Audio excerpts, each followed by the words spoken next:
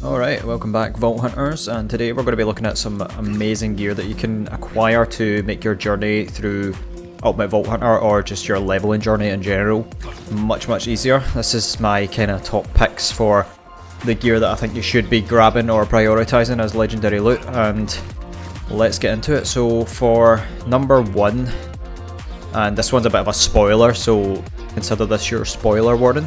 I repeat, this is a spoiler warning. If you don't want to find out about this one, you can skip. I'll put a timestamp on the video here. So number one, we've got the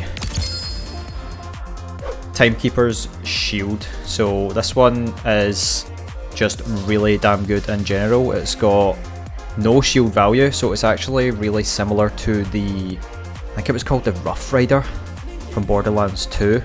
Can't remember if there was a shield like that in Borderlands 3. Not from memory, but basically what you're getting with this one is a base elemental resistance. This one's corrosive 15%, and it just gives you max health, health regen, and flat damage reduction.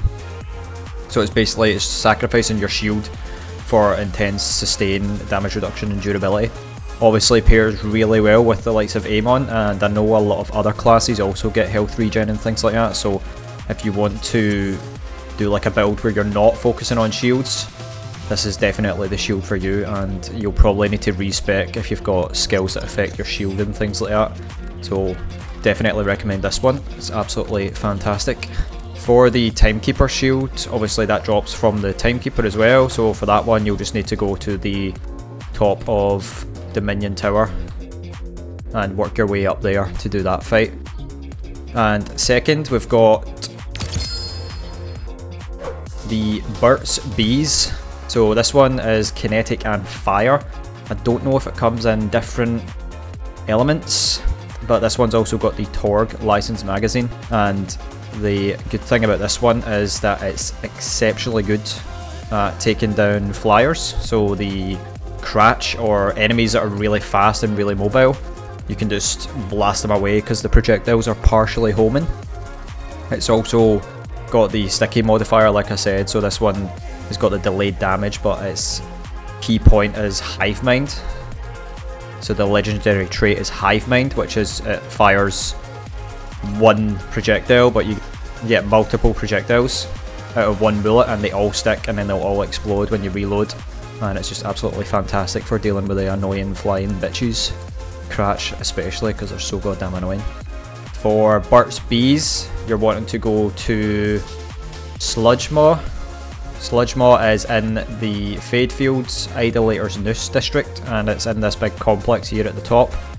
Sludge Maw here, so you just head here and you'll be able to repeat that fight to get the Burt's Bees. And next up we've got the Rainbow Vomit.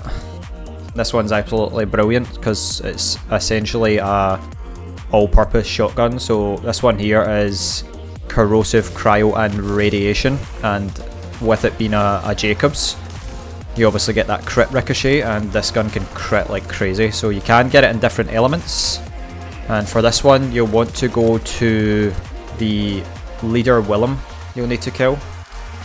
So for that, in Carcadia, the main town, there'll be a quest called Enter the Electi, and it's a 4-part quest chain. Once you get to the end of the quest chain, you'll get a boss, and once you kill that boss, he will drop the Rainbow Vomit, and it's absolutely bloody brilliant. This one is really good for boss killing because the projectiles can actually get stuck in the boss and like bounce around and do a hell of a lot of damage, especially with crit modifiers and other gear that increases your crit, things like that. But genuinely an amazing gun for people that don't want to specify into switching different weapon types and things like that. If you just want one kind of gun that fits most needs, then this is definitely the gun for you. And next up we've got the Hellwalker. This one, I actually got this from the weekly reward for Ultimate Vault Hunter, but you can actually farm this from Saddleback in the old scrape. You'll drop this off Saddleback, so like I said, you actually get this from the, I think it was a weekly quest at the time when I got it. This one down here, I think it's one of these, you get a legendary for completing one of the challenges, but if you were not able to get it that way, Saddleback is actually down here. I've not been to this part of the map, but this waypoint right here is where you want to go. There should be a path it takes you down this way, just past this kind of crawler here. So you just head down there and you kill Saddleback for that one. And with this one, it's basically the shotgun from Doom. So you just want to get as close as possible and it just blasts people in the face. And if you use it with the modifier that increases your mag size, you can actually sometimes get ones that will shoot twice at once, which is really damn awesome. And this one's kind of an all-purpose as well. I don't know if it comes in element or not. The one I have is non-elemental. If you can get it in an element, obviously you can try and get that, but definitely hell of a gun, and you just get right close and do a shit ton of damage with that one. And next up we have the... So this one's absolutely fantastic. I think it always comes in cryo. I've had this twice and it's been cryo both times, but basically what makes this so good is the fact of the legendary trait. It says it counts as basically every type of gun. So shotgun, assault rifle, sniper, pistol and SMG. When you're using this, you're accruing challenge kills for all of those types of guns. As well as that, you can also use a class mod that has like multiple buffs. So for instance, if it's got gun damage, SMG gun damage and sniper gun damage on the one class mod, all of those modifiers are going to go right onto this gun. And it's just goddamn fantastic. It's fully automatic and it's an absolute all-round beast. You can get it in the multiple modes because it's daedalus. If you get it in submachine gun mode, that's probably the best secondary one because it just basically increases the rate of fire and it will still cost the same per shot, and this one is just hella good as well, absolutely fantastic. For the bod, you're wanting to go to the Dominion City district, and it's the auger mine that's right near the start. Toil of Spoiling Viz. For this one it's a bit awkward to get to, so I think this fast travel point's the easiest. And you just run forward into the city and turn left and you'll find the auger mine entrance. Inside is the axe mall and he will drop that. This one took me absolute ages to get. I think it took me about an hour. He just would not drop it and eventually he finally did, but just keep going and you'll get it. And it's axe mall and the Toil of Spoiling Viz. Next up we've got, it's not a gun per se, but it's basically a under barrel launcher. So we talked about this gun just earlier, the Burt's Bees, but underneath I have the flamethrower attachment, and this one's just so goddamn good. There's so many other under barrel attachments, so just keep an eye out for them. They're often probably overlooked, but the flamethrower is really good. Obviously it stacks with gun damage and you just basically walk up to someone and just burn them to shreds. You've also got under barrel knife launchers or grenade launchers. Under barrel shotguns as well, they're all really goddamn good, so definitely don't overlook those ones. This one here is actually probably my favourite. Just a purple Jacobs shotgun, but the alternate fire, a knife launcher. Fires a knife that deals 34,855 damage, so the damage on it is absolutely insane. And especially if you get a critical hit with that, that is just going to wipe people out big time. So basically just a reminder, don't overlook under barrel attachments because they're goddamn amazing. They're really goddamn good. A hell of a lot of fun, so definitely keep an eye out for one of those. And next up for snipers, we've got the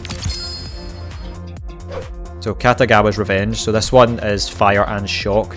I have had this one multiple times as well, and this one you can find from the driller hole in Queen's Cradle.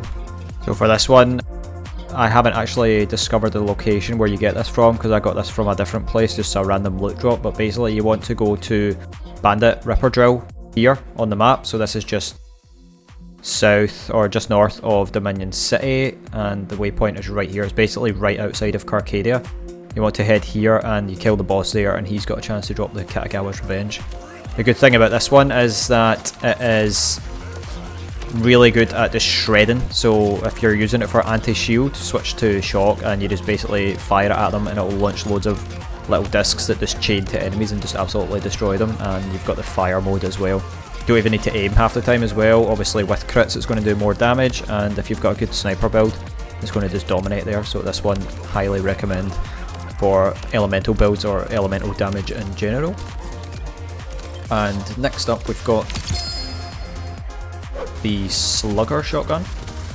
So I was wondering if there is a slug gun in the game, because most of the shotguns are actually just shotguns. So this one's basically a slug shotgun. It fires a single projectile, and what makes this one so special is obviously the passive legendary effect.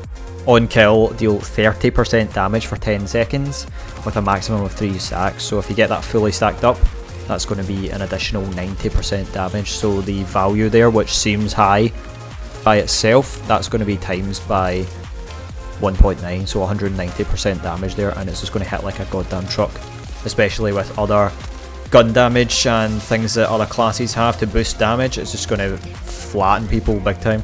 Not too great for bosses because you can't stack the kill mechanics unless there's loads of ads, but for mobbing and just clearing trash, it's absolutely fantastic. So for this one, you want to go to Craven's Nook and kill the Callous Harbinger of Annihilating Death.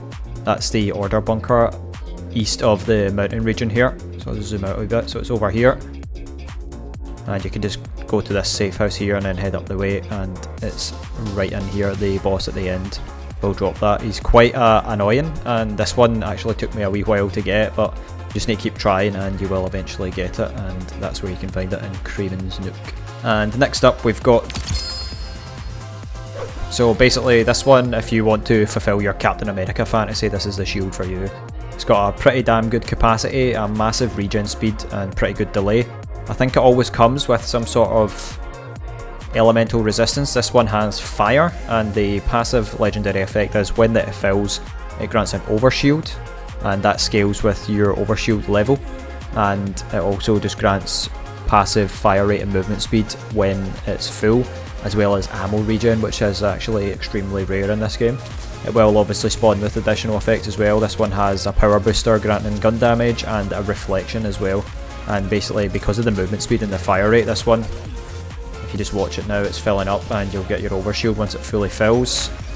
You can trigger that with rep kits and stuff as well, and you just get the movement speed. Pair that with movement speed skills from your class and you're just going to be zipping and zooming all over the place.